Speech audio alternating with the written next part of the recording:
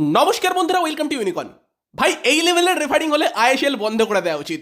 রাহুল গুপ্তা বর্তমানে ভারতের সেরা রেফারি, গত মরশুমে ভারতের সেরা রেফারির অ্যাওয়ার্ড পেয়েছিল রাহুল গুপ্তা। সেই রাহুল গুপ্তা মোহনবাগান বনাম মুম্বাই, যেই ম্যাচটার দিকে অনেক দিন ধরে তাকিয়ে আছি, যে একটা এক্সাইটিং ম্যাচ হবে, একটা ক্লাসিক ম্যাচ হবে, একটা দুর্দান্ত ম্যাচ হবে। ম্যাচটা কোন টিম জিতবে হারবে সেটা অন্য কথা, একটা ভালো ফাইট হবে। যেই ফাইটটা মোহনবাগান বনাম মুম্বাই ম্যাচের মধ্যে আমরা দেখে থাকি, সেই ম্যাচটাকে পুরোপুরি নষ্ট করে দিল একের পর এক কার্ড দেখিয়ে।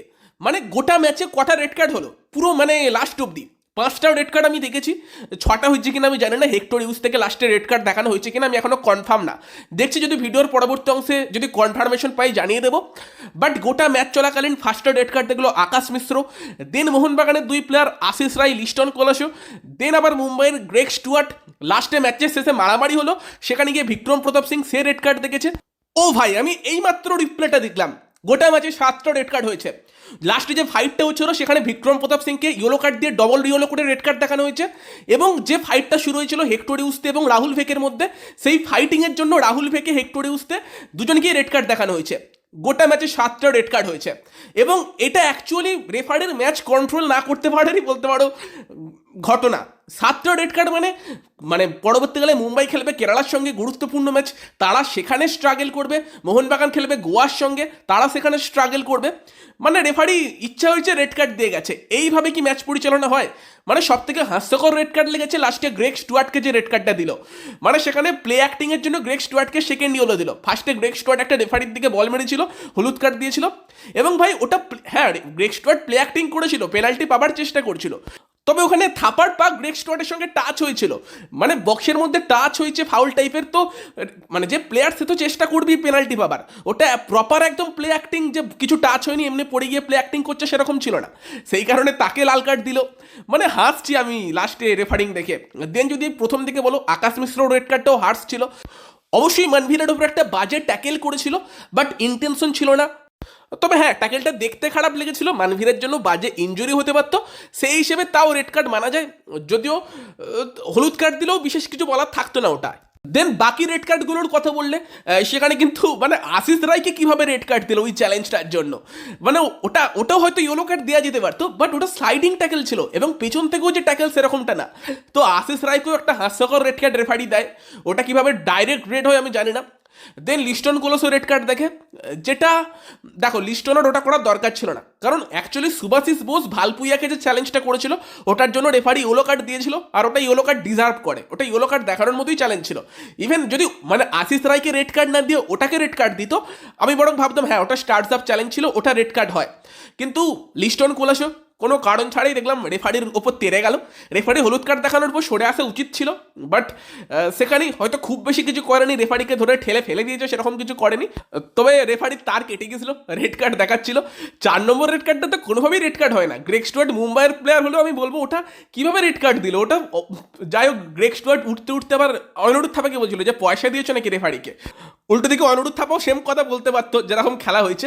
এবং ম্যাচের শেষে যে 3টা রেড কার্ড হয়েছে সেইগুলো নিয়ে কিছু বলার নেই। ম্যাচের শেষে মারামারি করলে রেড কার্ড রেফারি দেখাতেই পারে, ওটা তো ওখানে রেফারিকে কিছু বলার নেই। বাট ম্যাচের মধ্যে রেফারি কিন্তু পুরোপুরি ম্যাচ কন্ট্রোল করতে একদমই ব্যর্থ। ইভেন লাস্টের দিকে লাচেন পাখি গিয়ে একটা হলুদ কার্ড দিয়ে এলো, সেটাও বড্ড হাস্যকর লাগলো।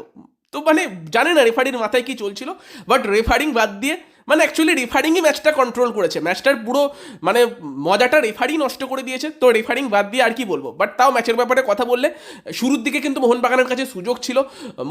গোটা ফার্স্ট হাফটা মোহনবাগান প্রায় মুম্বাইকে 10 জনে পেয়েছে, এবং সেখানে মোহনবাগান কিন্তু এগিয়েও গিয়েছিল। যেই গোলটার ক্ষেত্রে আই থিঙ্ক লিস্টনের জন্য বোধহয় পেছন থেকে সুভাশিস বোস একটা ভালো বল রেখেছিল, লিস্টন দুর্দান্ত বল রাখে, জেসন কামিংস গোল করে। যদিও পার্সোনালি আমি এক্সপেক্ট করছিলাম না এই ম্যাচে জেসন কামিংস স্টার্ট করবে, ভেবেছিলাম হয়তো স্টার্ট করতে পারে সাদিকো অথবা পেত্রাতোস, বাট কামিংস স্টার্ট করেছিল, কামিংস গোলও পেয়েছে। তো সেক্ষেত্রে কিন্তু প্রথমে মোহনবাগান 1-0 গোলে এগিয়ে গিয়েছিল, এবং তারপর কিন্তু মোহনবাগানের কাছে গোটা ফার্স্ট হাফটা সুযোগ ছিল মুম্বাইকে চেপে ধরার। অ্যাকচুয়ালি 30 মিনিট পর্যন্ত মোহনবাগান সেটার চেষ্টা করছিল। দেন একটা ফ্রিকিক থেকে গোলও মোহনবাগান করে, যেটা কিন্তু অফসাইডের জন্য ক্যান্সেল হয়। সুভাশিস বোসের গোল অফসাইডই ছিল। বাট দেন বাকি 15 মিনিট মোহনবাগান মনে হলো ফার্স্ট হাফে একটু ঢিলেমি দিয়ে দিয়েছে।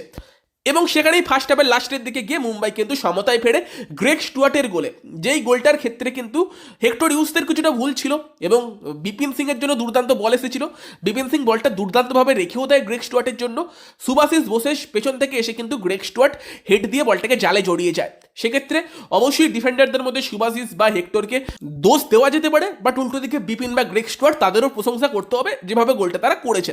তো সেক্ষেত্রে 1-1 গোলে ফার্স্ট হাফটা শেষ হয় এবং আই থিঙ্ক ফার্স্ট হাফে মোহনবাগান আরও বেটার অ্যাটাকিং ফুটবল 10 জনের মুম্বাইয়ের বিরুদ্ধে খেলতে পারত। তবে সেকেন্ড হাফের কথা বললে সেখানে কিন্তু পরপর মোহনবাগান দুটো রেড কার্ড দেখে। আই থিঙ্ক 55 মিনিটের রেড কার্ড আশিস রায়, মানে কীভাবে ওটা রেড কার্ড হয় ভাই আমি জানি না। তো ওই একটা রেড কার্ড এবং দেন লিস্টন কোলাসো প্রোটেস্ট করতে গিয়ে রেফারির সঙ্গে ঝামেলায় জড়িয়ে রেড কার্ড দেখে। তো তারপর কিন্তু মোহনবাগান আর কি নজনও হয়ে যাওয়ার পর মুম্বাই কিছুটা চেপে ধরার চেষ্টা করেছিল, গোলটা মুম্বাই পায়, যদিও কিছুটা লাকি গোল মুম্বাইয়ের জন্য ছিল।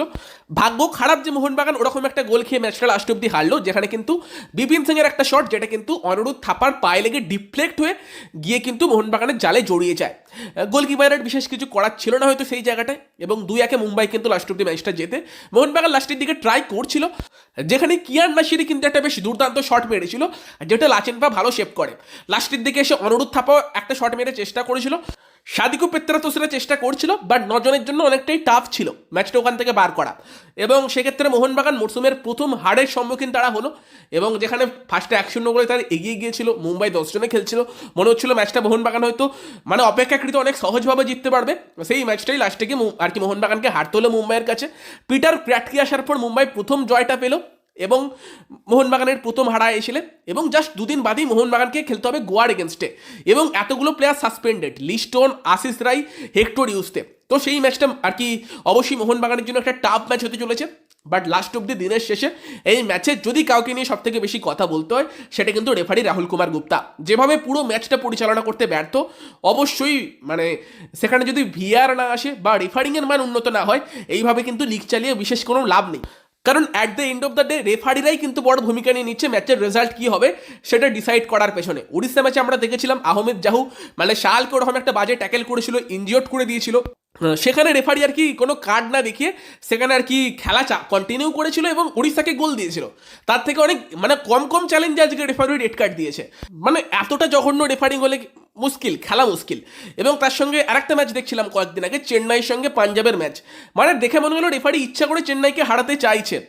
তো সেক্ষেত্রে রেফারিংয়ের মান তো আইএসএলে জঘন্য ছিলই, কিন্তু আজকে যেটা হলো, যে লেভেলের রেফারিং হলো সেটা সব কিছু ছাপিয়ে গেল।